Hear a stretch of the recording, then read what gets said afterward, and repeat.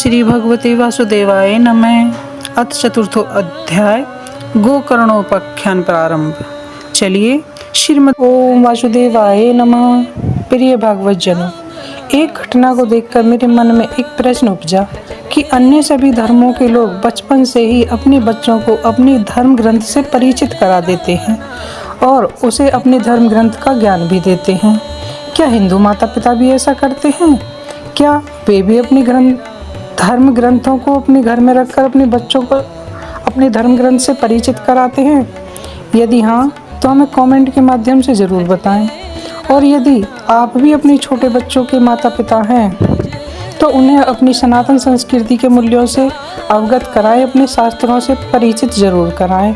उन्हें बचपन से ही मंत्रों को अर्थ सहित उच्चारण करना सिखाएं। यदि आपको हमारा यह प्रयास पसंद आ रहा हो तो हमारी वीडियो को लाइक करें, अपने दोस्तों के साथ शेयर करें और हमारे चैनल को सब्सक्राइब कर बेल आइकन को प्रेस करें। इससे हमारी श्रीमद् भागवत महापुराण की अन्य कथाएं जो हम वीडियो अपलोड करेंगे उनका नोटिफिकेशन आपको मिलता रहेगा। राधे राधे। सूत जी कहते हैं, मुनिवर, उस समय अपने भक्तों के चित्त में अलौकिक भक्ति का प्रादुर्भाव हुआ देख भक्त वत्सल श्री भगवान अपना धाम छोड़कर वहां पधारे। उनके गले में वनमाला शोभा पा रही थी। श्रीअंग सजल जलधर के समान श्याम वर्ण था। उस पर मनोहर पीताम्बर सुशोभित था। कटी प्रदेश कर्दनी की लड़ियों से सुसज्जित था। सिर पर मुकुट की लटक और कानों में कुंडल की झलक देखते ही बनती थी। वे त्रिभंग ललित भाव से खड़े हुए चित्त को चुराए लेते थे। वक्ष स्थल पर कौस्तुभमणि दमक रही थी। सारा श्री अंग हरिचंदन से सुगंधित था। उस रूप की शोभा क्या कहें। उसने तो मानो करोड़ों कामदेवों की रूप माधुरी छीन ली थी। वे परमानंद चिन्ह मूर्ति मधुरति मधुर मुरलीधर ऐसी अनुपम छवि से अपने भक्तों के निर्मल चित्तों में आविर्भूत हुए। भगवान के नित्य लोक निवासी लीला परिकर उद्धव आदि वहां गुप्त रूप से उस कथा को सुनने के लिए आए हुए थे।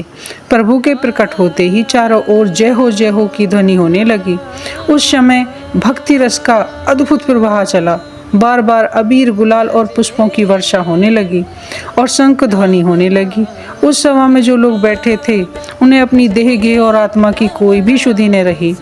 उनकी ऐसी तन्मयता देखकर नारद जी कहने लगे, मुनीश्वर गणों, आज सप्ताह श्रवण की मैंने यह बड़ी ही अलौकिक महिमा देखी है।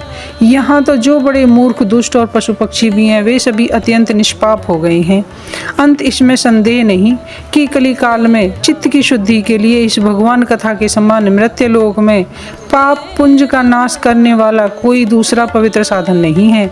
मुनिवर, आप लोग बड़े कृपालु हैं। अपने संसार के कल्याण का विचार करके यह बिल्कुल निराला ही मार्ग निकाला है।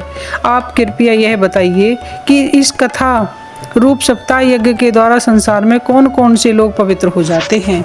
सनकादि ने कहा, जो लोग सदा तरह तरह के पाप किया करते हैं, निरंतर दुराचार में ही तत्पर रहते हैं और उल्टे मार्गों में चलते हैं तथा जो क्रोधाग्नि से जलते रहने वाले कुटिल और कामपरायण हैं, वे सभी इस कलयुग में सप्ताह यज्ञ से पवित्र हो जाते हैं।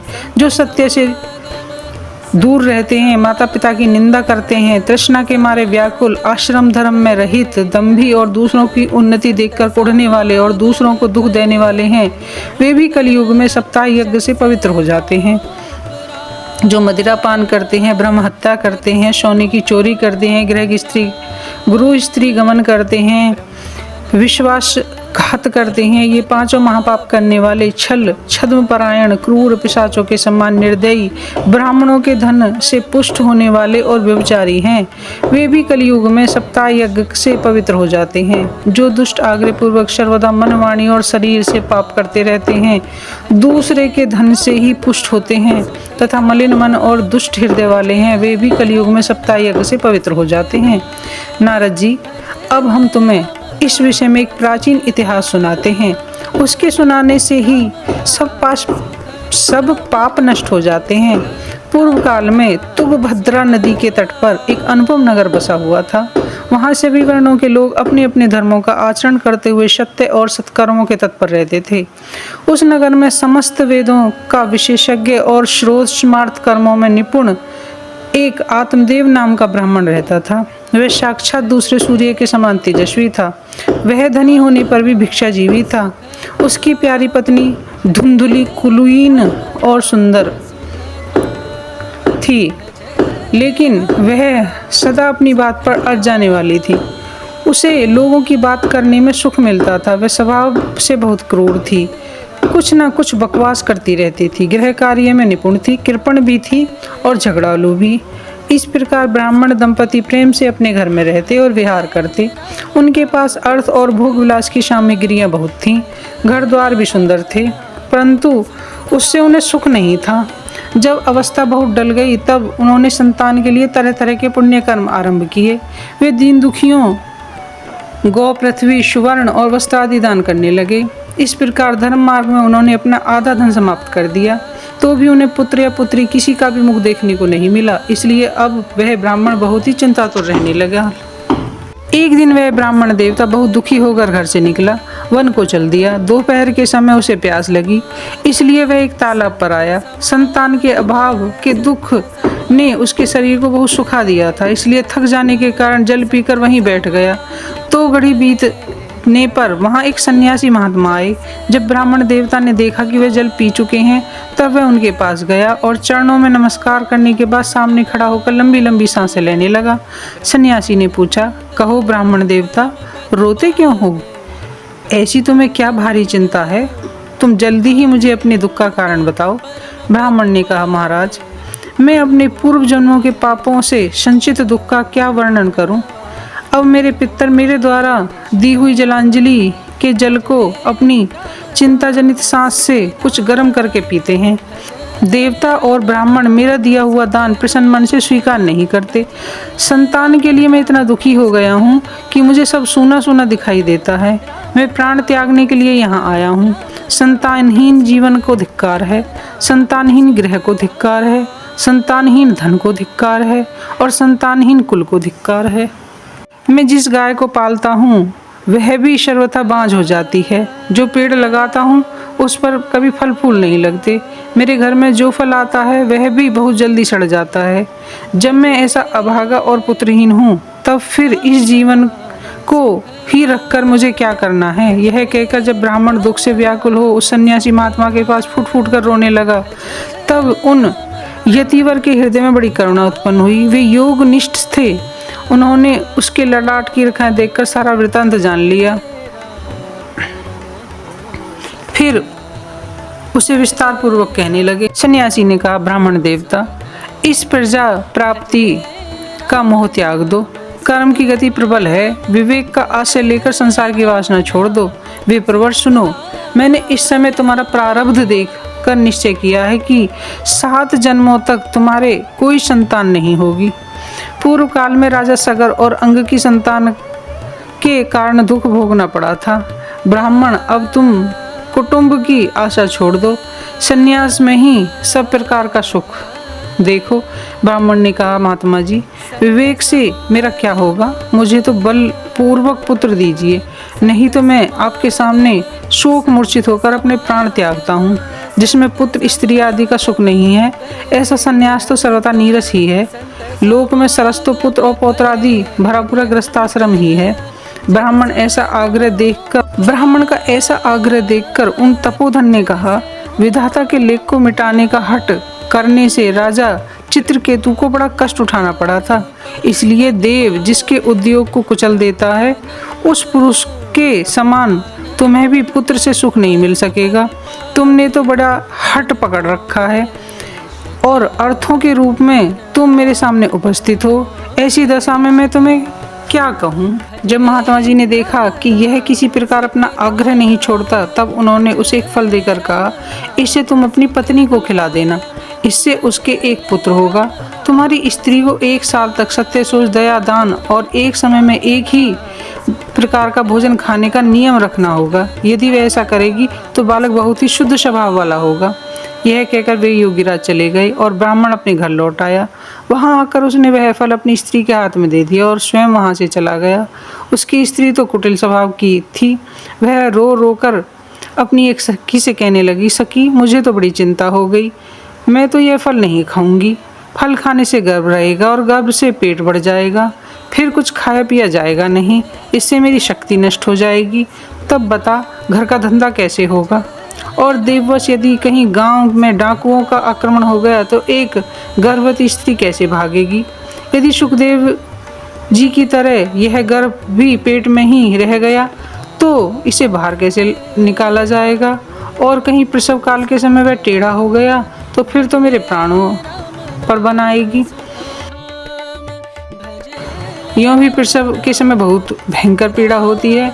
मैं सुकुमारी, भला यह सब कैसे सहूँगी। मैं जब दुर्बल पड़ जाऊँगी तब नंदरानी आकर घर का सारा माल मता समेट कर ले जाएंगी और मुझसे तो सत्य शौच आदि नियमों का पालन होना भी कठिन ही जान पड़ता है। जो स्त्री बच्चा जनती है उसे उस बच्चे के लालन पालन में बड़ा कष्ट होता है। मेरे विचार से बध्या या विधवा स्त्री ही सुखी है। उसके मन में ऐसे ही तरह तरह के कुतर्क उठने से उसने वह फल नहीं खाया। और जब उसे के पति ने पूछा कि वह फल खा लिया तो उसने कह दिया कि हाँ मैंने फल खा लिया है।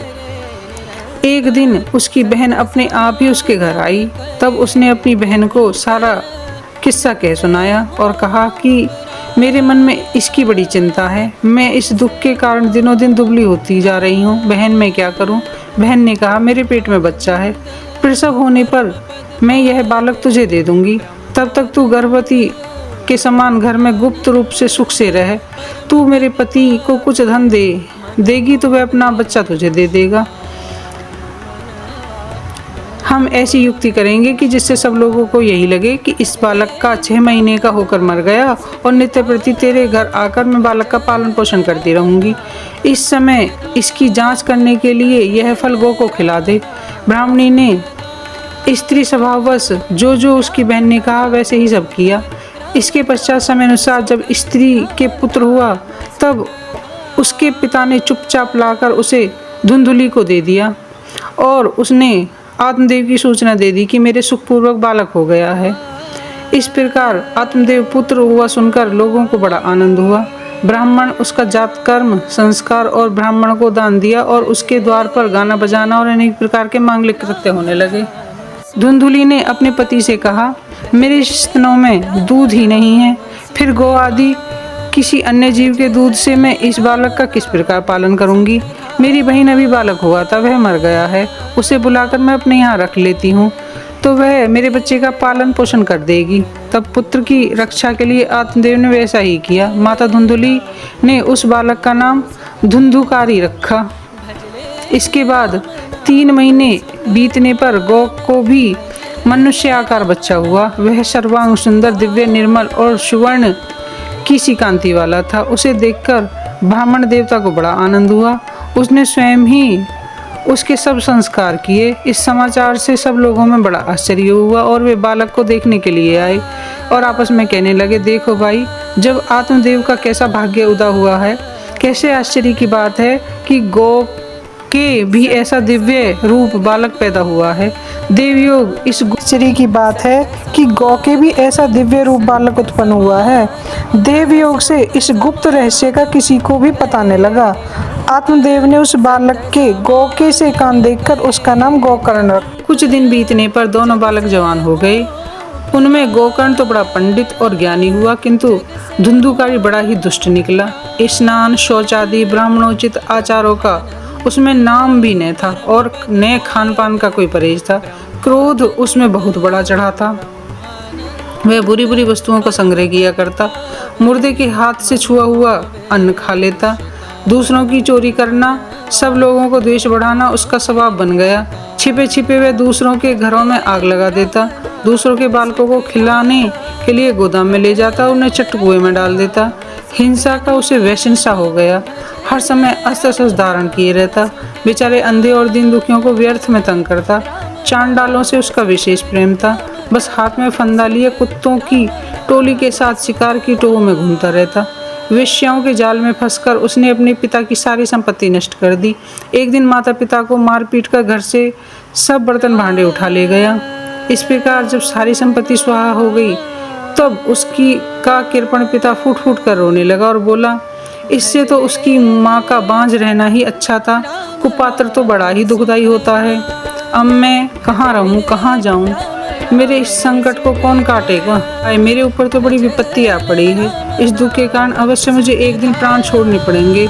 उस समय परम ज्ञानी गोकर्ण जी वहाँ आए। उन्होंने पिता को वैराग्य उपदेश करते हुए बहुत समझाया और बोले, पिताजी यह संसार असार है, यह अत्यंत दुख रूप है और मोह में डालने वाला है।